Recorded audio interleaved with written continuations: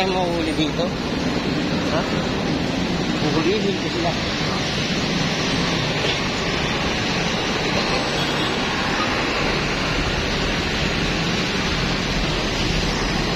Ito, palusot. Ayun o. Oh, pero may iba naman. Ay, gusto mo yun? Doon tayo, dali, doon tayo. Mas maganda ron. Magandang ano doon. Okay, si Kuya Lagarista nyo, dito, tumatawid sa alsada ng Cebu.